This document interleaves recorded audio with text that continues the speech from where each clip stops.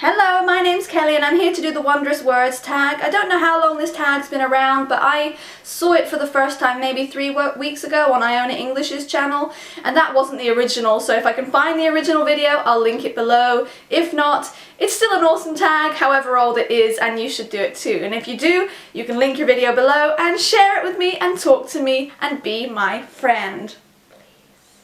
There are 10 questions and the 11th one is just to tag people, so I'm going to get started with number 1.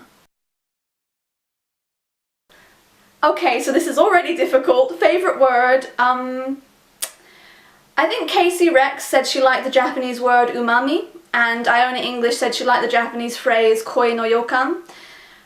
So it doesn't have to be an English word, and one book more, she liked the word oubliette, which is French, and I definitely like oubliette. But let's go for some English words. I like words that sound like what they are, but aren't onomatopoeia, like sumptuous and opulent and sensuous. Those kind of rich, heavy words. And on the other side of the spectrum, if I was to pick a Japanese word, and I'm not just saying you have to pick Japanese words, I speak Japanese, so I can pick a Japanese word. I'm going to go for something really meaningless, and it is Hotchikisu.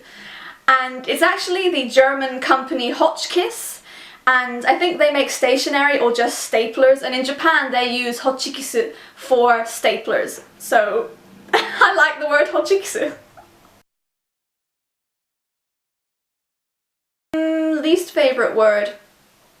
I don't really have. There are some words that I don't find very, pretty. Like, words like cupboard, cupboard, cupboard. I guess it's a portmanteau, cupboard, boarding for cups. I don't know, but I don't like it. It's weird. And sandwich, sandwich, sandwich. It makes such different shapes with your mouth on the two halves. I don't like it. It doesn't flow. And Wednesday. What's up with Wednesday? Wednesday? How are we supposed to say that? Wednesday. Wednesday. Wednesday. We don't even say it the way it's written. That's annoying.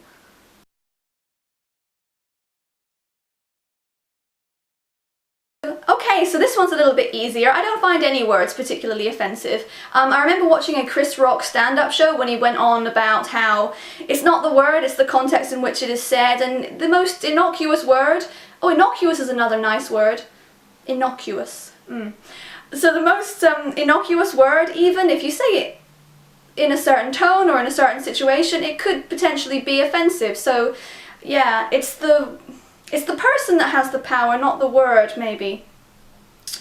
Anyway, yes, I don't find any particular words offensive, but feel free not to unleash a storm of bad words in the comments, because I do not need to be tested.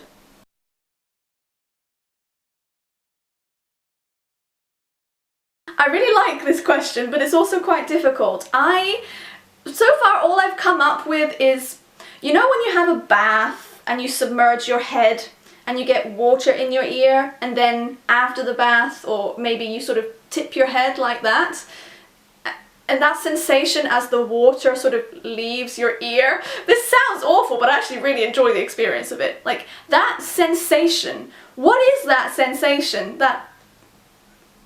Well, I don't have words to explain it. That's why I'm saying it's my answer to this one. What is that sensation? How would you describe that sensation? And do you like that sensation? Is it just me? Am I a freak?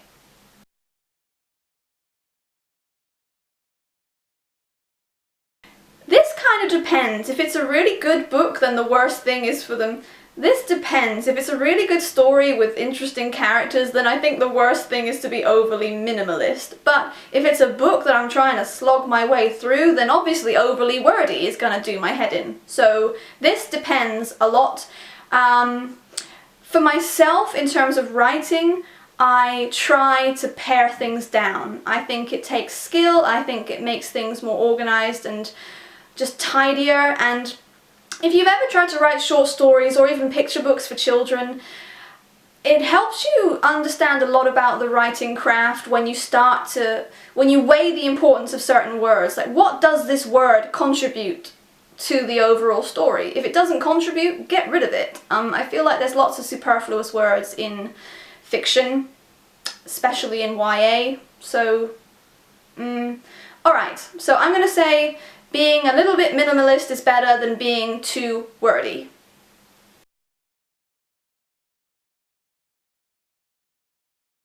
This is a difficult one because I feel like it's actually a fairly common question. Like I've thought about this quite a lot, and my mind automatically turns to the very sort of worthy words like forgiveness and gratitude and love, and just because I think those should be the most powerful words doesn't mean they are. So I'm gonna go with something like, but then that's cliche too. I'm gonna say free.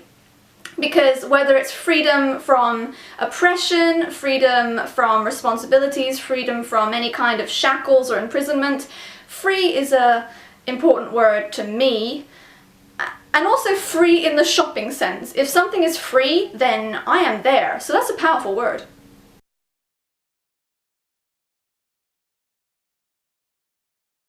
One Book More had a really good answer for this. She chose the word literally, and now that I've seen that, I can't think of anything else, because literally is literally the most meaningless word in the English language. We use it all the time.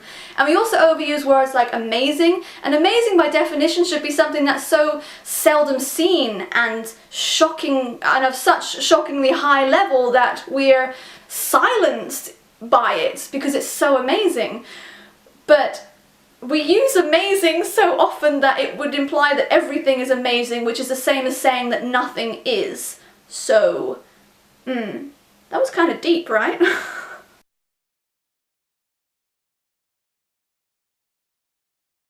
For this next question, because I don't have many English language books in Japan with me, the editions I actually have are the Japanese editions, but they do exist in English as well.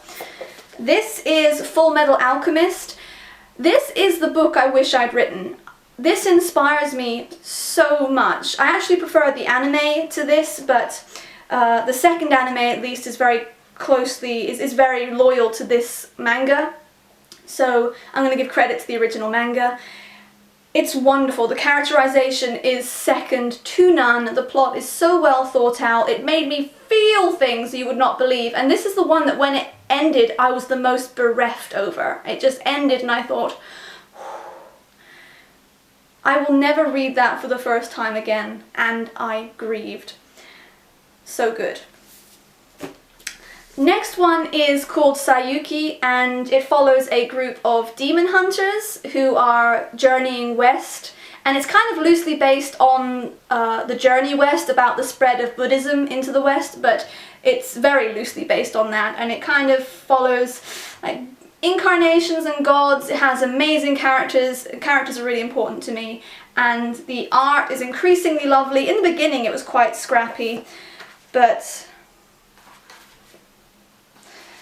I won't show you that one, there's a bit of a naked one.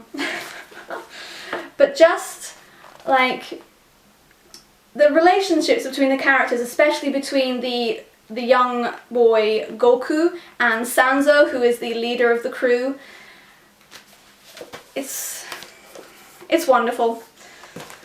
And the other one I'm going to show you, I actually did a whole post about last year on my travel blog because I went to the 100-year anniversary of the author. The author is Nii Minankichi, and this is a story about a fox called Gon, and I think Gon is the Japanese onomatopoeia for the sound that a fox makes, like maybe gong, gong. They have all sorts of onomatopoeia. Dogs go wan, wan, cats go nya, nya, and I think foxes go gon, gon. Anyway, in this, a young fox, a mischievous young fox, steals an eel from a fisherman, and the fisherman had been intending to give that eel to his mother, who was very sick, and eels are believed to have sort of restorative properties in Japan. So the fox steals the eel, the fisherman's mother then dies, the fox is overcome with remorse, so he starts stealing food from other places to give to the fisherman. The fisherman is then stoned by the villagers who believe that he stole their food. And then the fox is like, oh my god, now I have to atone for that too. And the fox just keeps trying to atone for his misdeeds and to be a better fox. And in the end, I'm not going to tell you.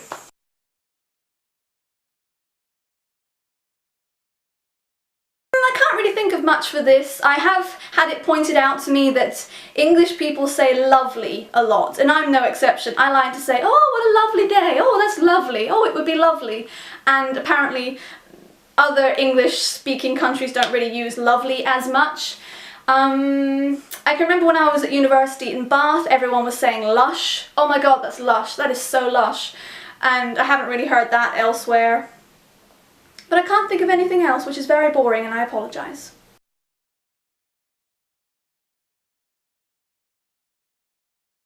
For this, I'm going to choose a Japanese one, not because I agree with it or because I like it that much. It was just one of the first things I learned about Japan that I thought helped explain Japan a little bit, although hopefully things are changing a little bit by bit. And the saying is, derukugi ga utareru, or derukugi ga utareru. You can say both. And it means the nail that sticks out will be hammered down. So it kind of stresses uniformity and unison, moving as one, not being individual. And I thought that was, yeah, an important one. But the one that I actually like to use a lot is speak of the devil. Obviously the complete thing is speak of the devil and he will appear, but I just like to say speak of the devil. And actually when I teach idioms in my classes, that's one of the ones I like to use quite a lot. The final thing I need to do is tag some people, and I tag anyone who hasn't done this because you know you all love words as much as I do. For me it's words, books, food and nail polish. Hang on. Yeah, I like words, books and nail polish. So please do this tag, please link it below, and I'll really look forward to seeing it. Thank you for watching, and I have no hand free to wave. Thank you for watching and goodbye!